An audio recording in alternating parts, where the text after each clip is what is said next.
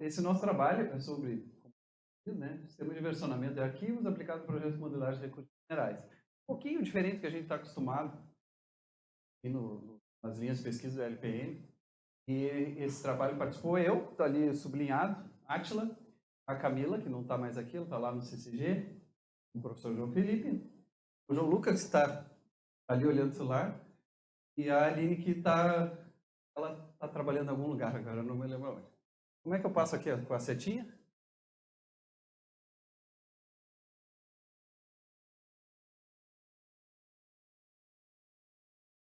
A mais lá.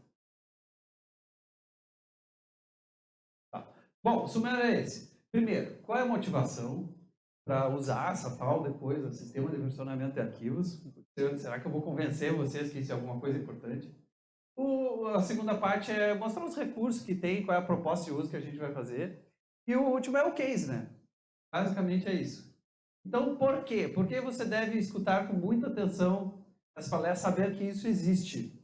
É muito usado. É pouco usado aqui nos projetos de engenharia, em outros projetos, outras áreas, mas tem áreas, eu vou mostrar que isso é muito usado. Sistema de versionamento de arquivos. Basicamente é o seguinte, ó, se tu tem um projeto, eu vou chamar um projeto de arquivos. Tá? É uma boa denominação.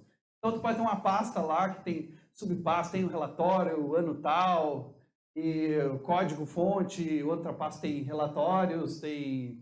enfim. Então, esse conjunto de arquivos é o que eu estou chamando de projetos. E a ideia é que esse sistema de versionamento ele cuide, rastreie as coisas que acontecem nessa pasta, nesse projeto. Tá? Então, como é que a gente faz normalmente quando a gente tem alguma coisa para fazer colaborativamente? Quando é algo simples, eu mesmo faço isso. Então, a gente tem um relatório para escrever em conjunto, aí eu escrevo uma parte, mando por e-mail para outra pessoa manda para outra. Quando são poucas pessoas, até vai tudo ok.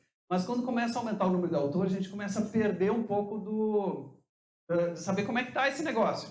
Quem é que está com a última versão é a pergunta mais recorrente. E se a versão é R final, A agora vai, ou é agora vai 2, que a outra pessoa mexeu. Então, começa a surgir complicações quando começa a surgir mais autores e o trabalho, o projeto começa a ficar mais complexo, com mais passos, com mais relatórios, com mais figuras. Tá? Então, esse é o tipo de problema que pode começar a acontecer. Então, uma técnica que também, para melhorar esse negócio, passa por e-mail, que também é muito chato, é usar um servidor central. O servidor central pode ser uma pasta no Google Drive, no Dropbox. Aí diz assim, não, o projeto está lá, tá? Todo mundo acessa lá.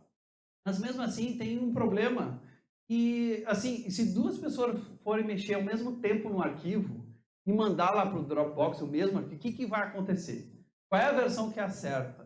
Então, é mais uma dificuldade que surge e que esse sistema de versionamento ajuda, não resolve tudo, mas ajuda. Então, como é que funciona o sistema de versionamento? Aí aqui eu botei um desenho bem simples, que é assim, ó, o usuário ele tem um servidor central de tal projeto lá, ele vai baixar para o seu computador, que a gente chama de, vai sincronizar o projeto, e aí ele vai mexer localmente nos seus arquivos. Quando ele achar assim, tá bom, já fiz um trabalhinho, ok, já fiz uma pequena parte que eu posso mandar de volta. Aí ele manda essas alterações de volta e ele registra isso numa coisa chamada commit. Esse é o termo técnico do sistema de versionamento, quando a gente faz uma alteração e manda. Esse é o commit. E o sistema de versionamento guarda, registra esse commit com hora, data, quem fez, a hora que tu criou o commit, a hora que tu mandou, uma série de informações. Então, o sistema de versionamento guarda a história toda do projeto. Toda a história vai estar guardada. Mas eu peguei aqui um exemplo. Eu peguei qual é o exemplo mais do dia a dia que a gente pode pensar? A Wikipedia. A Wikipedia é um sistema de versionamento. Ali eu peguei, por coincidência pura, eu fui na página do sistema de versionamento na Wikipedia. E aí lá tinha... Lá tem na página do sistema de versionamento, cada linha aqui é um commit de alguém. Alguém foi lá e alterou alguma coisa da página. Se eu apertar aqui nesse commit e ver mais informações em relação a isso, vai mostrar a página como era antes e como era depois, com highlights, o que foi incluído, o que foi deletado. Tá? E assim tem a história. Então alguém pode fazer uma alteração numa página E essa alteração, se ela for indevida, vai vir o gerente aí da página, ou alguém com maior poder, e ele pode restaurar a página como ela era, tá? Então, essa é uma característica do sistema de versionamento. Estou me escutando menos, tá certo aqui? Ah, tá. Um outro exemplo, ó, basicamente na ciência da computação todo mundo conhece isso. A coisa mais comum é o sistema de versionamento. Fazer projeto de código, fazer programa, é basicamente esse problema que a gente tem, são muitos autores, e aí todo mundo tem que mexer no mesmo arquivo, e aí tu tem que rastrear, porque quando sai uma versão lá do ArcGIS, lá do Pericles, aí não funciona mais no Hydra. Aí a gente fala, Pericles, tu tem que voltar na versão que funcionava. Aí até ele descobrir qual é a linha mais difícil, ele pode olhar qual é a versão que funcionava, ele aperta um botão e o projeto volta naquela versão, e ele pode botar, não, pode botar, fazer voltar a funcionar no Hydra. Mas, então, o exemplo clássico é de ciência da computação. Eu botei um exemplo do que era do Linux, que tem basicamente, nessa uma versão que eu vi, é uma das últimas, é aproximadamente 25 milhões de linhas de código, e nessa última versão tinha 25 mil pessoas contribuíram. Então, para te organizar essa galera, não é no Dropbox. Não dá. Tem que ser por um sistema muito especial, que são esses sistemas de versionamento. Eu peguei um outro exemplo, o Google tem aproximadamente na base dele 2 bilhões de linhas de código. Eles usam um sistema de versionamento próprio deles. Ele não é o do Linux é um software livre que chama Git, que é o mais conhecido. É o que a gente usou aqui nesse projeto também. O Google tem o dele. A Microsoft tem o maior Git, tem o maior repositório que existe. Mas eu não me lembro dos detalhes agora. Bom, quais são os recursos? O que é legal?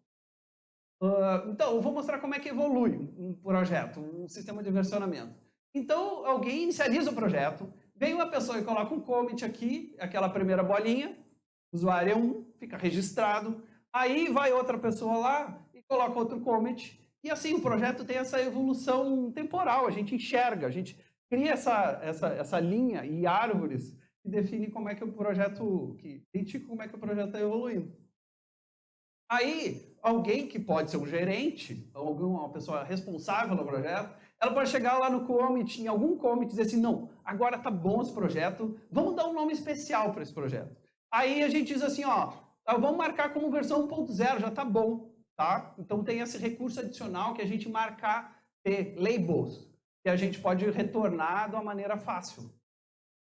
E uma das coisas mais interessantes é que o projeto pode ser revertido a qualquer momento. Se ele chegar lá, tem um projeto naquela versão 0.4, tiver um problema lá, não dá para nem arrumar. A gente vai ter que voltar uma versão, voltar como estava antes o projeto. O cara aperta um botão e o projeto inteiro volta como estava lá em alguma versão, em algum commit que tu gostaria. Então essa é a reversão. Tem esse sistema famoso também de bifurcação, que é criar esses branches. Eu posso criar esses branches, eu posso criar um branch meu, que eu vou trabalhar numa feature nova, no caso de um sistema de versionamento para projetos, eu posso criar uma linha nova de investigação e seguir naquela linha. E as outras pessoas podem ter acesso a essa linha também. Mas eu posso definir várias linhas e depois o gerente do projeto dizer, não, aquela linha lá fica melhor. Ele navega entre as 3 linhas, vê qual fica melhor, a gente abandona 2 e continua com outra. Então, isso é um recurso famoso também. E cada commit não é obrigado a aceitar, né? Se tiver um gerente, alguém que é responsável, ele pode olhar um commit de alguém e dizer assim, não, pode passar. Ou então ele diz assim, não, esse aí tu vai ter que repensar. Então ele pode rejeitar, avisar a pessoa que, olha, esse teu commit não tá legal, tu tem que fazer alguma outra coisa e a pessoa enviar depois algo melhor.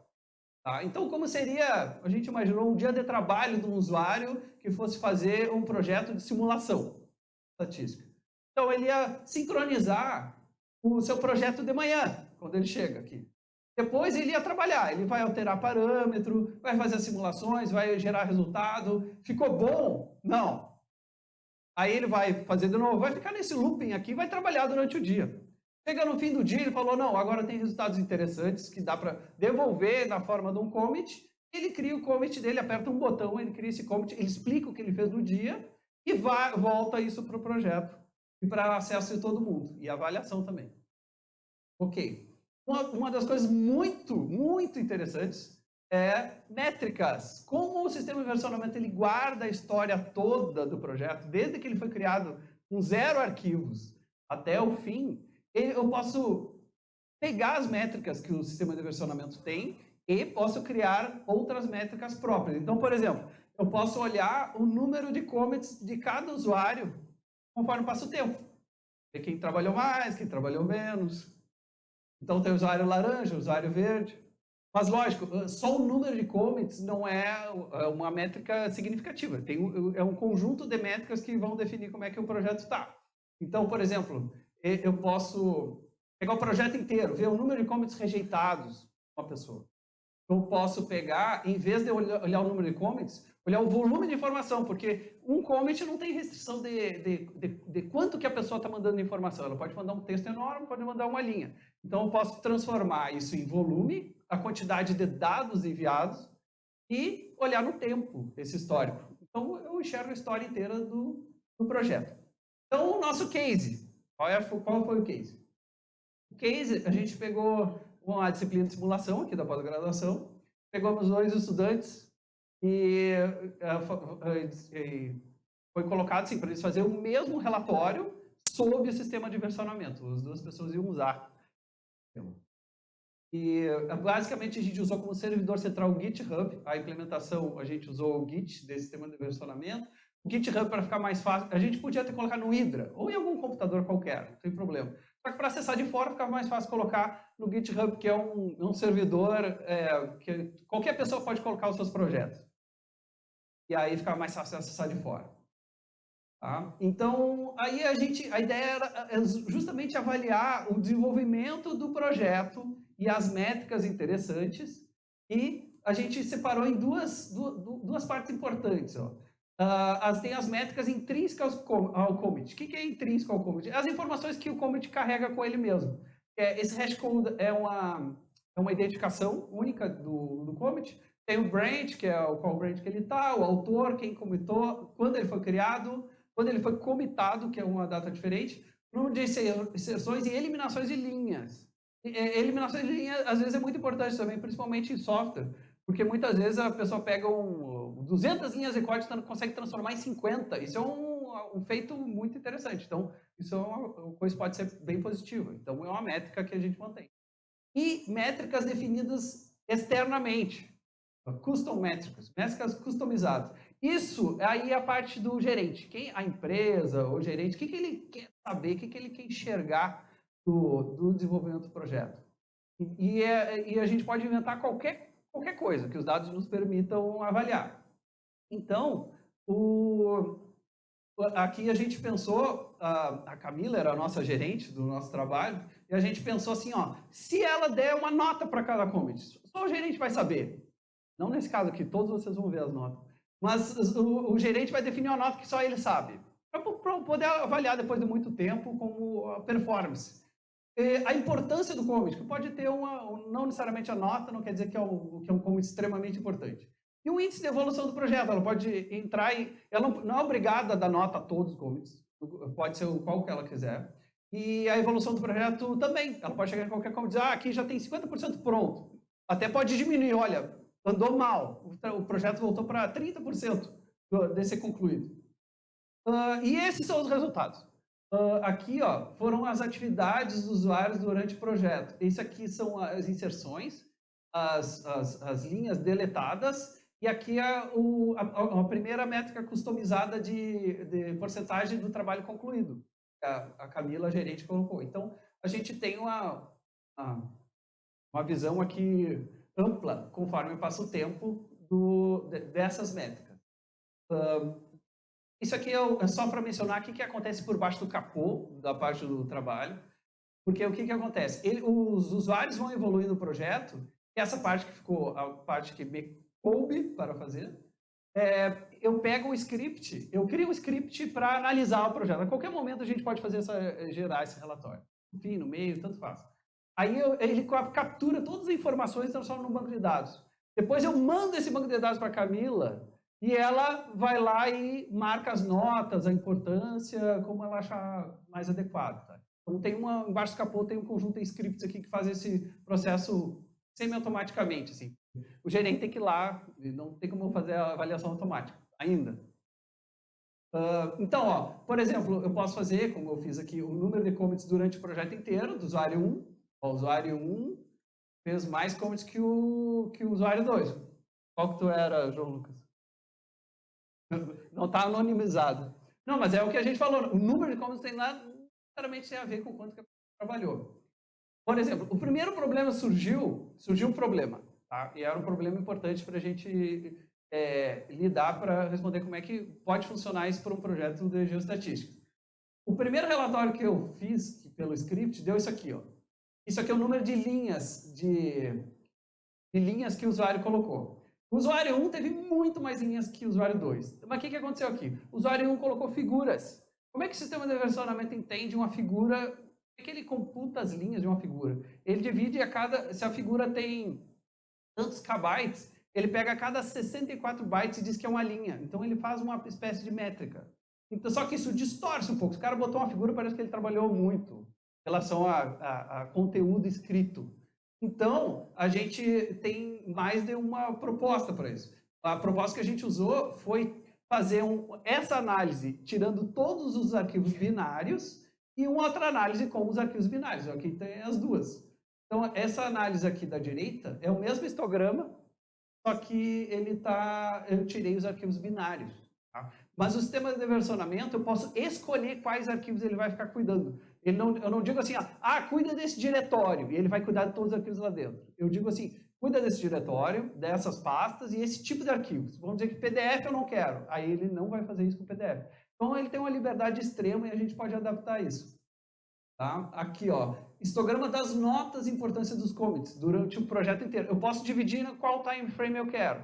Como esse projeto não tem muitos commits, não ia ficar legal, bonito assim o histograma, então eu usei toda a janela do tempo do projeto inteiro. Então, ó, aqui ó, tem uma distribuição das notas e da importância dos commits de cada um dos usuários. E por último, é o histograma das notas e importâncias dividido por quinzena. A cada quinzena ele marca ali e mostra a evolução do projeto também. Então é isso, gente. As conclusões. O sistema de versionamento, ele teve um resultado interessante, ele funcionou em relação às métricas customizadas. O principal problema foi esse tipo de análise de ter arquivo binário ou não, mas a solução possível foi apontada e exatamente isso, a gente separou a análise do projeto entre arquivos binários e arquivo de texto, tá bom? Muito obrigado a todos e estou aberto para dúvidas.